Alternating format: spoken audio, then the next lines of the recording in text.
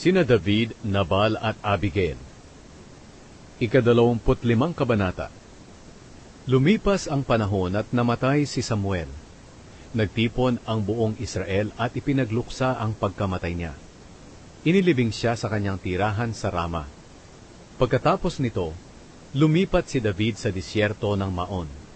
Doon sa Maon, may isang tao na napakayaman at may lupain sa Carmel. Mayroon siyang 1,000 kambing at 3,000 tupa na kanyang pinapagupitan sa Carmel. Ang pangalan ng taong ito ay Nabal at mula siya sa angkan ni Caleb. Ang asawa naman niya ay si Abigail. Matalino at maganda si Abigail, pero si Nabal ay masungit at magaspang ang pag-uugali. Habang nasa ilang si David, nabalitaan niya na pinapagupitan na ni Nabal ang kanyang mga tupa. Kaya nagpadala siya ng 10 tao sa Carmel na dala ang mensaheng ito para kay Nabal. Biyayaan ka sana ng mahabang buhay. Maging masagana sana ang buo mong sambahayan at ang lahat ng pag-aari mo. Nabalitaan ko na nagpapagupit ka ng iyong mga tupa. Nang nakasama namin ang mga pastol mo sa Carmel, hindi namin sila sinaktan at walang anumang nawala sa kanila. Tanungin mo sila at sasabihin nila ang totoo. Ngayon nakikiusap ako na pakitaan mo ng kabutihan ang mga tauhan ko, dahil pista ngayon. Ituring mo akong anak, at ang mga alipin ko bilang iyong alipin. Pakibigay sa amin ang anumang gusto mong ibigay. Pagdating ng mga tauhan ni David kay Nabal, ipinaabot nila ang mensahe ni David at naghintay. Tinanggihan ni Nabal si David.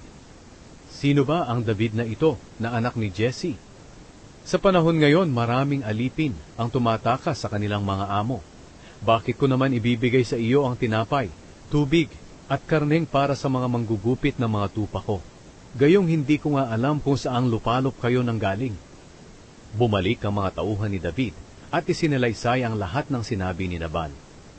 Nang marinig niya ang lahat ng ito, sinabi niya sa kanyang mga tauhan, "Isukbit ninyo ang inyong mga espada."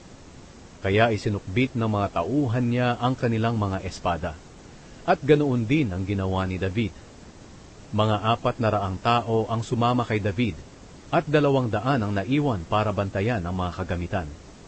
Isa sa mga alipin ni Nabal ang nagsabi kay Abigail na kanyang asawa, "Nagsugo si David ng mga mensahero rito galing sa disyerto para kumustahin ang amo naming si Nabal, pero ininsulto pa niya sila. Mabuti ang mga taong iyon sa amin. Hindi nila kami ginawa ng anumang masama. Sa buong panahon na naroon kami sa bukid malapit sa kanila, walang anumang nawala sa amin. Binantayan nila kami araw at gabi, habang nagbabantay kami ng mga tupa. Pag-isipan mong mabuti ang nararapat mong gawin, dahil mapapahamak ang asawa mo at ang kanyang buong sambahayan. Napakasama niyang tao, kaya walang nangangahas na makipag-usap sa kanya." Walang sinayang na oras si Abigail. Nagpakuha siya ng 200 tinapay, 2 balat na sisidlan na puno ng katas ng ubas, 5 kinatay na tupa, 1 sako ng binusang trigo, 100 dakot ng pasas, at 200 dakot ng igos.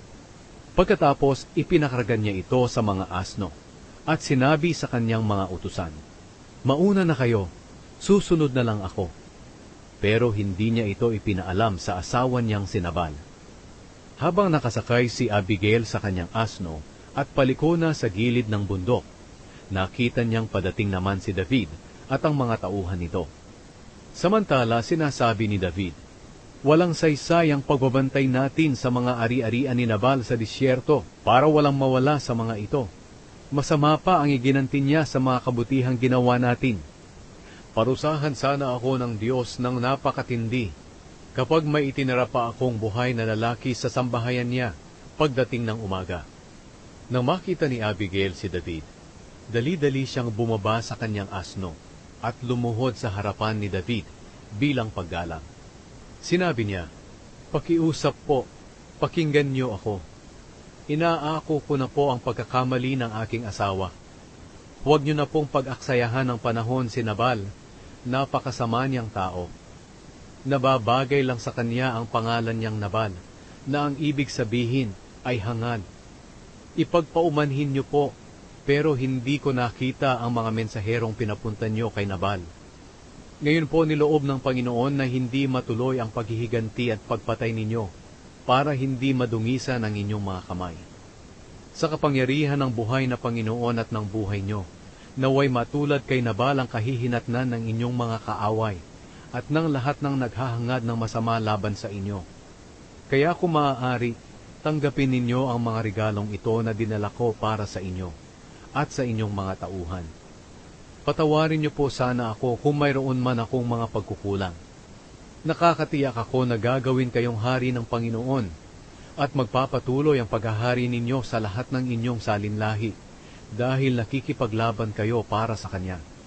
Wala sanang makakapanaig na kasamaan sa inyo habang kayo'y nabubuhay. Kahit may humahabol sa inyo para patayin kayo, iingatan kayo ng Panginoon na inyong Diyos. Ililigtas kayo ng Kanyang mga kamay, tulad ng pag-iingat ng isang tao sa isang mamahaling bagay. Pero ang inyong mga kaaway ay ihahagis na parang bato na ibinala sa tirador. Kapag natupad na ang lahat ng kabutihang ipinangako sa inyo ng Panginoon at maging hari na kayo ng Israel, hindi kayo uusigin ng inyong konsensya dahil hindi kayo naghiganti at pumatay ng walang sapat na dahilan.